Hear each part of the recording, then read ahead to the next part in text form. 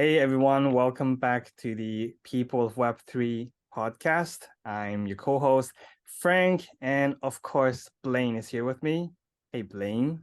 Hey, And today, a very special guest. We have Lorr from Hug, who is the head curator. Hello, Lorr. Hey, how's everybody doing? We're good. We're doing good. good. Everyone in Awesome. different time zones. Uh, We're making it work. We're making it work. Yeah, I will make it work. So today we want to talk about curation as a curator and Hug, the platform. So maybe a quick introduction of who you are, maybe what you did before Web3, and then what role you're in now in Web3. Yeah, absolutely. Hey, everybody. I'm Lorr, Lorraine Yi, and I am head curator at Hug. I have been head curator since kind of the inception of Hug, so I help just set up this Discord, get Hug built up from the ground up, and really get those community curators into place. So a little bit about me, I guess before my Web3 journey, I've kind of dabbled here, there, everywhere. I had like a linguistics degree. I had a double minor in Chinese and professional writing, and I used none of it to go into finance. So that was a lot of interesting fun. And I realized quickly that finance isn't for me. So I went back into kind of marketing. I worked at a music app for a little while. And then I have always been a writer, so I write on the side as well. But I fell into Web3 kind of in December of 2021, I want to say. Around that time, I was kind of introduced to it through just seeing people talk about collectibles in general. I was interested in it. Was actually funny. I didn't end up entering on like the ETH blockchain or anything. I entered in through Wax, which is very kind of Mm. non-traditional for a lot of people. They're like, I don't really know why you did that, but I was interested in why they were dropping Hot Wheels collectibles, so I wanted to learn more. So that's kind of how I dove into it. I would quickly discovered, NFT projects, and then things like artwork, one of one artwork, and being able to buy digital artwork through ETH. And then I kind of just snowballed here. So that's kind of a little bit about me as like background. Quick question. Hot Wheels have Yeah. NFTs? Hot Wheels have NFTs. Yeah. Do Yeah. you know I I Hot didn't didn't buy realize. Wheels? any actually. I couldn't figure out how to do it at the time, but I was like, I want to understand. That brings back some nostalgia. Do you know Hot Wheels, Frank? I know Hot Wheels. Yeah, my God. I'm gonna have to suss that one out for the memories. I know it was kind of like a nostalgic thing. And then I was like, that's weird that they're doing it as digital. Like, what's the point of that? And then I Yeah. started diving into that. And it's just been like, now here I am, right? So like it was clearly a Mm, really deep hole to dive into. That's a mm. very different beginning than A anyone. lot of people, right? Okay. Cool. So I want to know how you went from checking out Hot Wheels NFTs to now as a head curator for Hug. So for Totally. listeners who might be interested in like this career path as a curator, maybe they're very interested in art and Web3, but them themselves are not artists. How can they kind of do what you're doing? Yeah, I think I'm a really good example of someone who was never on the traditional skill set or path to become a curator who became one. When I kind of came into Web3, I was really into kind of projects at the time. I was curious by it. It was like the heat of the bull market. So, it's like projects are selling out quickly and they're pumping like crazy. There's a lot of excitement. And so I kind of started to get a sense of kind of a community that way. I was meeting a lot of friends through like different communities I was joining or different projects that I was joining. And then I kind of dove into seeing like people on Twitter sharing artwork. So I was kind of curious, like, oh, can I mint my own digital art? Can I share that? Can I sell that? And I was curious about that kind of on my own. And so I started diving more deep into that. So it's funny because before I even had like kind of an artist persona at all, my very first collection on OpenSea is still up today, is it's called MS Paint Memories. And it's literally a Microsoft Paint, like just like random shapes that I made, and I minted it to OpenSea as a collection. I sent it to friends because I just wanted to understand how the contract would work. Right. So a lot of that was like just playing around and falling into kind of the art sphere, and I started collecting more and more art because I was like, oh, this is really accessible to me, and it's actually reasonable for me to do so. And so that was a really new experience. I think I started to really kind of want to work in Web3 as I was kind of exploring that. For me, I kind of noticed, I'm really loving the idea of building these communities and building a product around these communities. Mm. And so I think I think it was March 15th, I want to say, International Women's Day of 2021. So this time last year, like a little bit, a year and a half, a year and plus. I put out a tweet actually that was an International Women's Day wish to work in Web3. So I said, okay, my International Women's Day wish is I hope I can work in Web3. At the time, I was kind of just tweeting threads or like thoughts on artwork, thoughts on digital art, thoughts on like these are artists I love, and just buying a lot of art. And within 15 minutes of making that tweet, Debbie Soon, our founder, slid into my DMs and was like, hey, I think you would That's be good for cool. something that we're making. And I was like, okay, I'm scared shitless. I hope I didn't cuss here, by the way. And so I said, okay, I'm scared shitless. I'd love to give it a try, right? Like we could let's give it a try.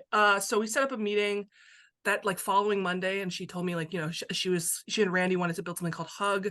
I was intrigued by it all. At the time, they were kind of just announcing the idea. I was like, I'm gonna be honest with you, I don't really know what I'm doing here, but I'd love to try it, right? So I just I came on part-time, and I think it's like maybe 3 weeks later I came on full-time. So That is just to so show cool. if you put yourself out there. That's buzzy. It's like you'd sent a tweet out or something, and then 15 minutes later, oh my God, that's cool. I think that tweet is still up. I'm pretty sure it's kind of a legendary tweet now, looking back on it, right? Like, because it's totally changed the trajectory of my career, my life.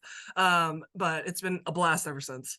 Yeah, because I could imagine like sometimes you might put some kind of messages out there into the universe, and then, you know, a day later, a week later, something happens, and you're like, oh, that kind of ties in with that thing that I said. But 10 minutes later, that's pretty rapid return on message to the universe. Better than Amazon 2-day. Yeah, exactly. That's real quick.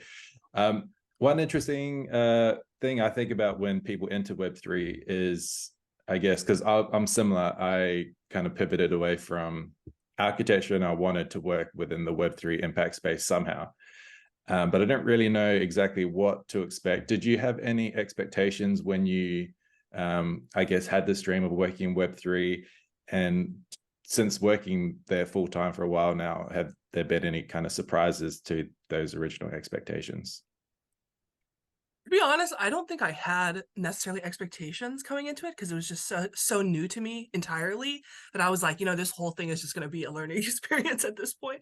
So I can't say that I came in with, you know, necessarily any expectations for how it was going to be, but I am surprised by the amount of time I spend day in, day out on like everything related to Web3, whether it's, you know, working with my community, working with the artists that are involved, talking to friends, sharing my own artwork. I'm like 24/7 on there. And I'm sure you folks can attest. It's like you wake up and you're like, what do I do next? Right. And then you think about like, okay, what's on the trajectory for 6 months from now? What am I going to build next? So it's a lot of fun in that sense, because I've always been in kind of roles where it's rigid, or I do freelance contract roles where I get, you know, a brief and this is what you do.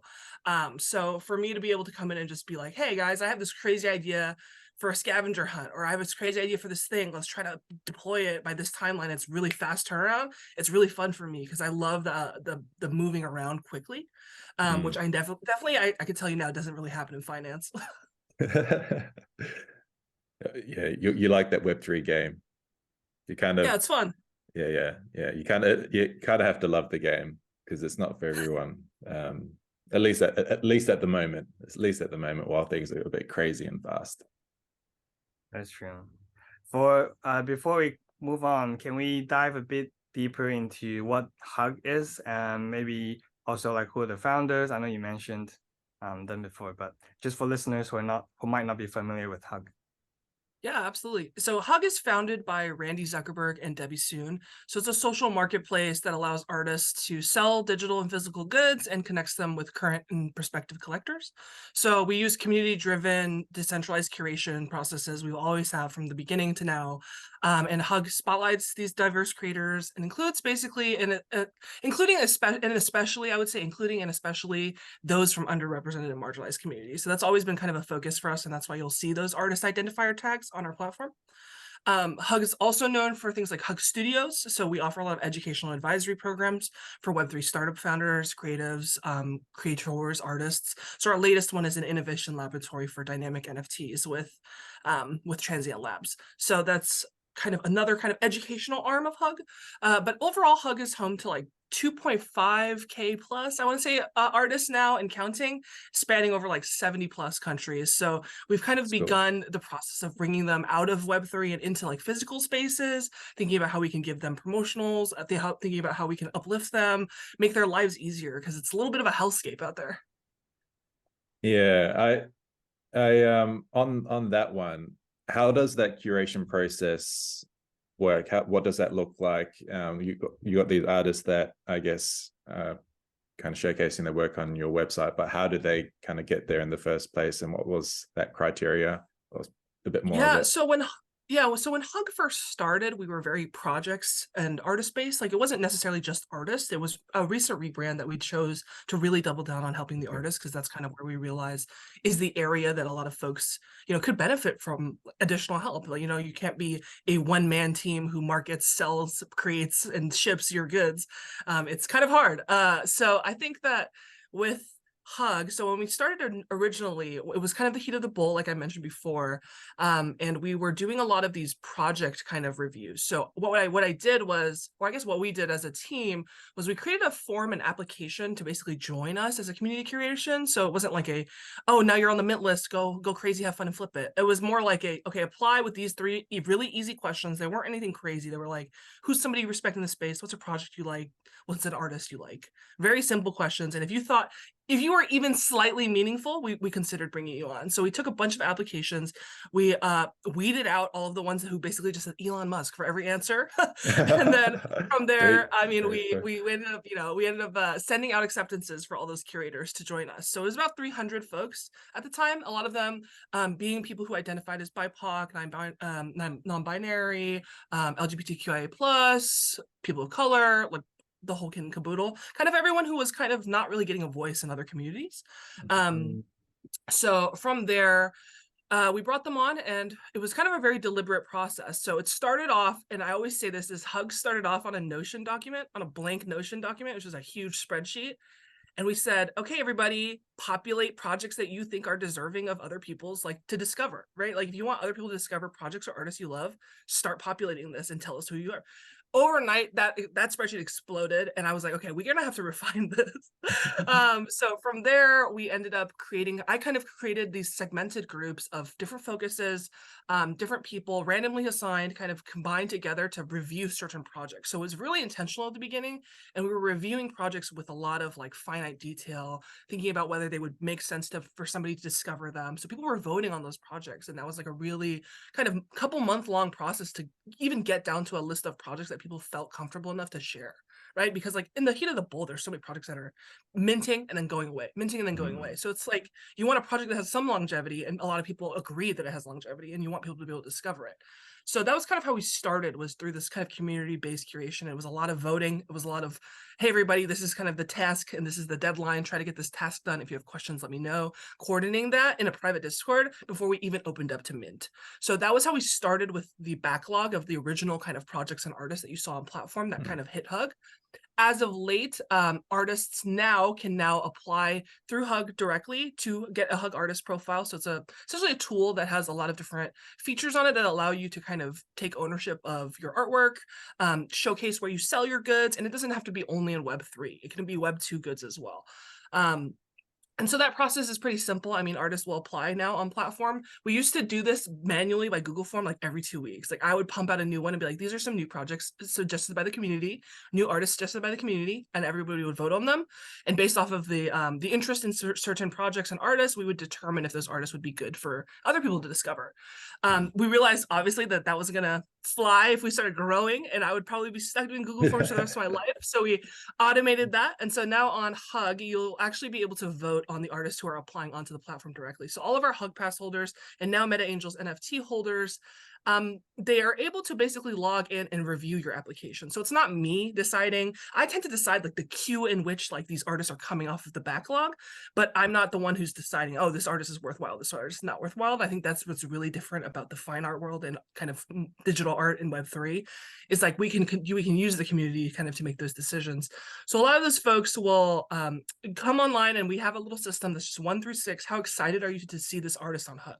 It's not how good they are. It's not how, how much it's art mean to you. It's just how excited are you to see this person on Hug and discover what else they can offer you. And we use that as kind of our basis for quality, right? So it's a 1 through 6 vote. 20 curators vote on every application minimum. So it's going through a lot of people all over the world who are reviewing with different types of biases. So it's like very equal in that sense. We originally started with 5 and we realized that's not enough as we kind of grew the backlog of artists and the people involved. And so, yeah, it's just a kind of that community curation piece of it all. Even the reviews that you see on platform are moderated by in the community to come on and do that. And Wow, so many interesting points.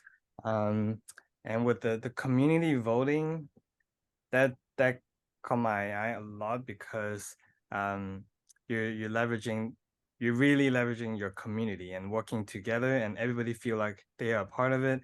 And for the voting, it's about how excited they are for the project or the artist. So that's so interesting because now it's more than just that piece of art and your subjective view of that art, but it also encompasses like how much do you like the artist, what potential do you see in them, what message or mission do you know that they're on, and you want them to be involved in the future as well, not just this current art piece that could be judged or how much money or a price tag will be on it. And I That's like interesting. and the metric of how excited you are. Like what's your excitement metric as a gauge for if it's good or not is quite interesting, because I mean the question, is this good art, is this bad art, is such a strange question because it's ultimately so subjective. subjective, right? Yeah. And but if you put an emotion to it, then that makes it feel a bit more real. It's like, how does this make you excited? Does this make you sad? Does this make you insert emotion? And I feel like that's like a good way to approach, I guess. Is it a thumbs up or a thumbs down for at least that initial stage? It's an interesting approach. Yeah, it definitely is like we use a 1 through 6 scale, so it's usually 1 through 6 and nobody can be in the middle. You can't be neutral. You have to kind of decide if am I a little I bit like more that. or a little bit less, right? So it is a really cool indication. I mean, a lot of times artists will fall kind of in that 4 to 5 most often. But you see people who outlie either way, either direction. And it's a really interesting way to see kind of who is on the ball with kind of what's coming up, right? Because you can tell kind of from that score on my end, I can really tell who the community is excited to see more of, and it gives you a really good pulse indicator of like, oh, people are really enjoying this type of artwork. Yeah, so that was my other question. Are you the only person who sees all the scores, or is that public information to the No, I am community? the only person who sees all the scores, yeah. But that is just to determine ranking of how fast you're getting off of the backlog. So generally, unless you get like an outlier score, tends not to be a problem. Most folks get onto the platform, it just takes some time. So it's just that I manage the backlog and pushing people out of the queue. So as people are kind of, queuing up, there's like 500 artists waiting, to hear back. I'm kind of reviewing those things, making sure all their links look legitimate, looking into the artists themselves to make sure that, it's not just like, oh, this is a really great piece of art, but all the tweets on the Twitter are, just shilling random projects that are definitely scams. Like that's definitely a red flag, right? So like sometimes, there is error in community communication, and that's something to acknowledge, right? That it's not perfect, but it does help a lot, and I think it's a different approach to curation in general, which I think really fascinates me personally. Yeah, definitely have to be careful of people who are impersonating or stealing other people's artwork and minting them on chain. It has happened in like even real life exhibitions of NFT art. So glad that you're doing it manually and taking your time, very careful and thoughtful. Yeah, I think for artists listening, if you're interested in joining an artist collective or community, I think Hug is a nice way to get into, especially for the if you feel like you're kind of unheard or unseen in other communities. Because I'm checking out your website now, and you have celebrate diverse creators tab with women artists, LGBTQIA plus artists, Asian artists, Latin artists, indigenous artists. It's me. That's you playing diverse. I make And the cut. I don't see that much in other platforms that are so, right, in your face that like, hey, we want diversity, and this is how you're gonna discover these people, these artists who might not be easily found in other platforms. Amazing job.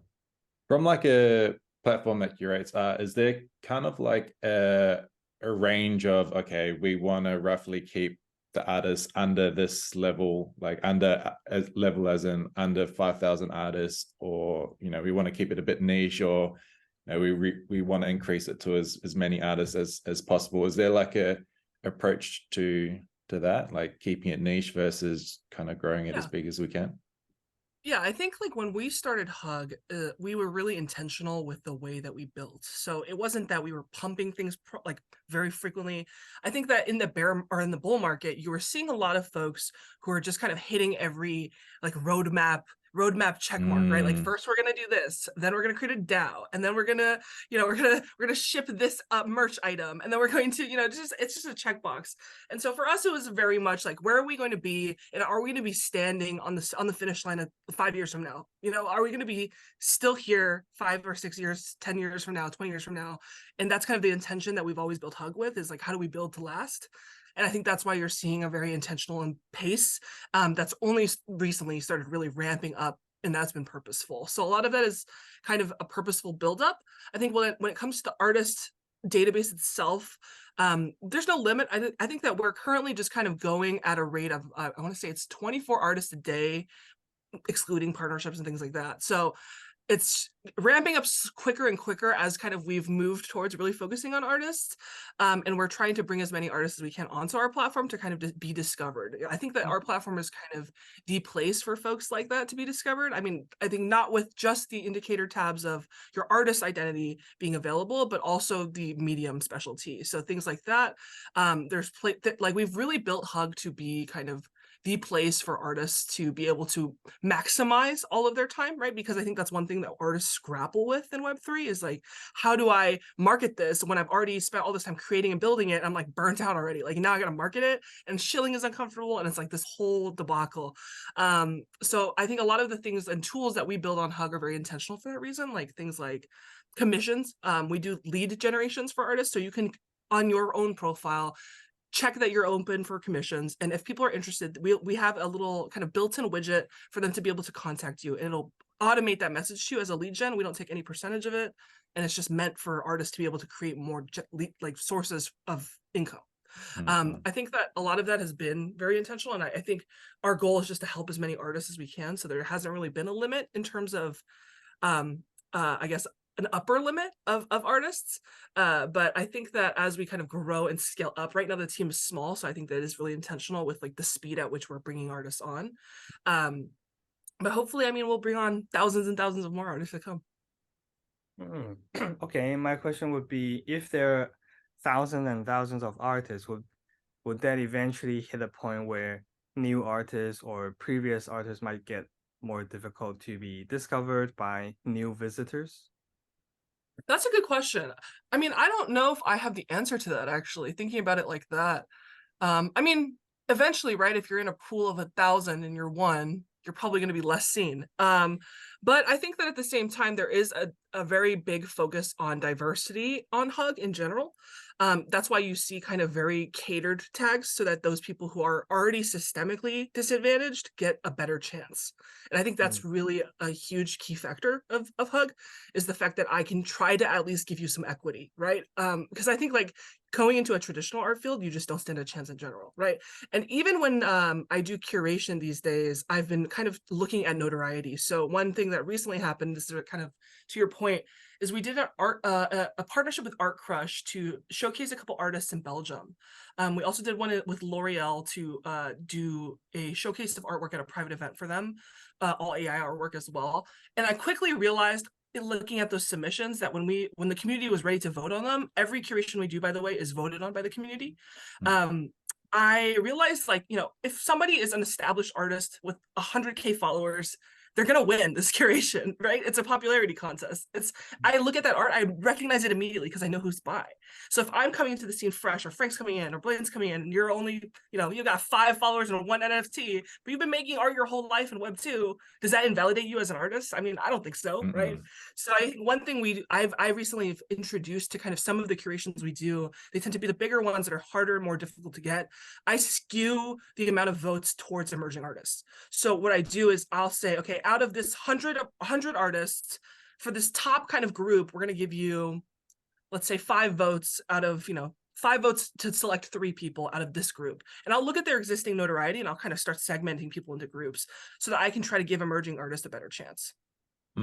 Okay, so that's really where your role as a curator comes in, and manage and balance all that, because for sure I think it could cause problems if it's just a popularity contest, and like nobody likes that.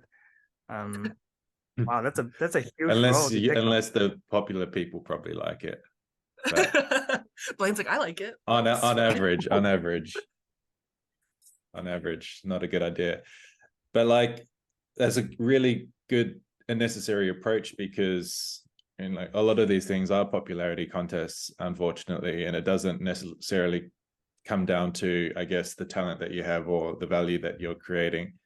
And the longer artists are in Web3, the more popular they will be. So, and the more followers that they'll get. So if you're still an artist in the Web2 space, it probably, the longer that you delay it, probably the harder it will be to be seen, if these things are just based on how many followers you have. So you kind of need to be able to somehow kind of spotlight the emerging artists with not a big social presence, because if you can do that, then you'll probably entice and onboard more from Web 2 into Web 3, which is kind of ultimately a goal of kind of a lot of us here, is to onboard as many people as we can to the space. Yeah, I think like one African proverb is kind of, it's a little cheesy, but we say it a lot actually at Hug, because we think about it a lot as kind of like artists who I work with like daily. I'm working with thousands of artists daily, and they're always talking to me. I'm hearing all about kind of what they go through, and the one thing that is frequently said at a lot of Hug meetings, is the African proverb: if you want to go fast, go alone. If you want to go far, go together, right? So I think that's always been one of those key factors for us. Like, how do we help everyone go forward, right? I think even recently I saw a tweet on the timeline that was something like, when Yuga wins, we all win. When this wins, we all win. When Hug wins, we all win, right? So it's like, I think as Web3, we're so in infancy, like we're literally just fresh out of the womb, right? Like, I think if we don't think about, how can other people win? How can their wins help me win? It's like, we're all going to lose, it's like we're destined to fail. But I think that if we think about, if this person's winning, how can we win together, and we go together, like that changes the trajectory of everything. Yeah, it's a general theme in Web3. It's like the collaboration versus competition. Like Web3 is like, I've noticed this is like heavy on the collaboration. And then in the more traditional scene, it's like quite cutthroat competition. So yeah, that collaboration is super important, especially like you said, we're early days. Like, even though it feels like, Web3 has been around for ages, but like in the grand scheme of things, we're just kind of getting started. So let's not shoot each other in the foot. Totally. And I feel like, the space is so small, like why even bother shooting each other in the foot? It's like, you're going to run into that person at the next event. Exactly. Like, you're going to run into them in the Twitter space, like in a couple of days. Yeah, it's so small. Like, traveling around to these different like NFT conferences, Web3 conferences, like, most of, like, a lot of times you meet new people, you thought they're like total strangers. You try to add each other on Twitter, and then you're like, oh, I've been DMing you for 6 months. Yeah. It's so small. And I'm talking about like different countries, so it's so small. Yeah. But I like the collaboration mindset a lot, and of course we've already worked together once with the previous art exhibition event in Bali, and then we're gonna do another one. So just, I don't know, I just appreciate you really supporting other people in the space a lot. Even this podcast, we're quite early. Thank you.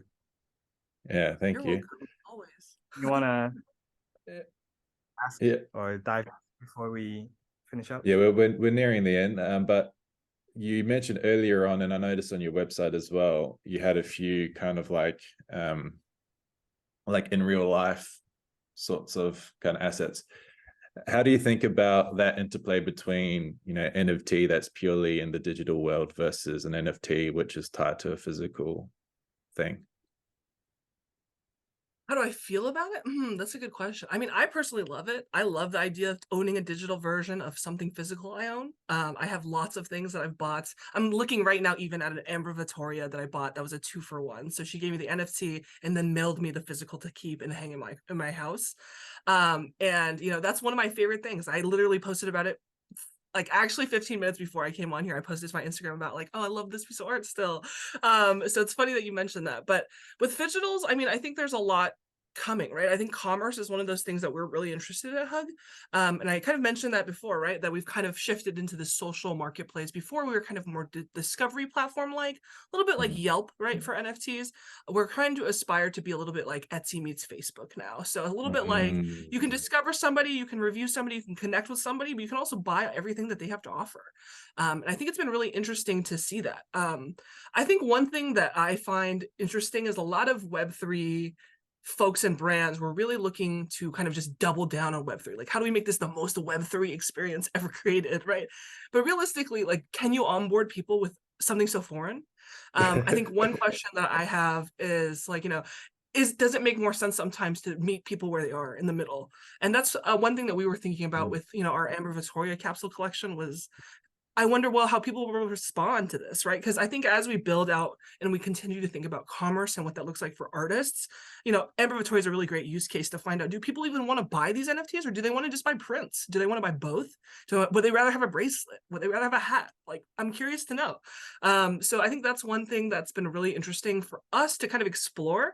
But I think in terms of the future, right, I think that it shouldn't be limited to just one or the other. And I think platforms should be open-minded about both because ultimately an artist doesn't just become an artist because they're like, oh, Web3, I'm gonna be an artist now. Like Frank's probably taken photos for years, right? Like it's not like he joined Web3 and was like, I'm gonna become a photographer all of a sudden. Like you've probably already been doing it, and a lot of these artists have. A lot of these artists that I speak to on the day-to-day are like, I sell collectibles, I sell plush toys, I sell shirts, I sell prints, literally anything you could think of, they will probably sell.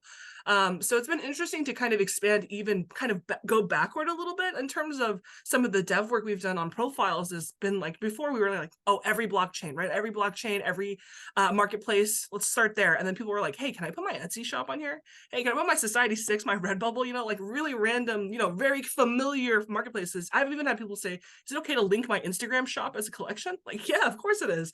Because I mean, realistically, that's where you're selling goods. And I think that Hug's main goal here is really to help these artists create different avenues for profit, right? And you're seeing us kind of experiment with that with our latest collaboration. So we're doing a showcase in Kansas City, Missouri, in partnership with Digital Dreams KC. And we also partnered with Infinite Objects so that 17 artists will get selected for showcase, and out of those 17, 5 will get selected to be part of a Hug X Infinite Objects collection, where they will be able to take, you know, profits and ownership and have a product out there to sell. So I think it's just a, you know, a step towards the right direction in terms of how can we marry the two, because I think that if we continue to segment them, it's going to be so hard for people to understand, right? Yeah, there's so many kind of opportunities when you think about them kind of maybe together. I mean, it may not make sense in all cases for it to be together, but definitely worth exploring what those possibilities could be. Interesting. So many more questions, but yeah, if we keep going, it's gonna be endless. But okay.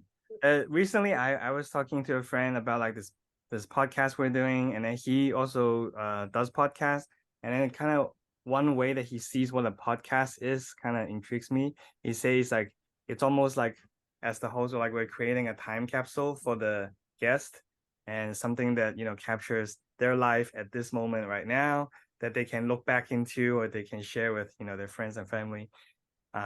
So I'd be curious to like have this podcast, but then have you on again in the future and then see what happens. I I know, Ooh, a Stitch in Time, right? Like part 2, maybe like a sequel. You know, it's like Home Alone. We're like a movie sequels, one after the yeah, other. yeah, exactly, Okay, exactly. so I'm just gonna try. I don't know. If you want to try this, explain like where do you see yourself in 1 year, and then see how far off you go. I see, I see. Okay, let's do it. Let's do it. All right, who's Let's say starting? 1 year. Oh my God, yeah. Okay, One year. Laura, where do you see yourself 1 year in July 2024?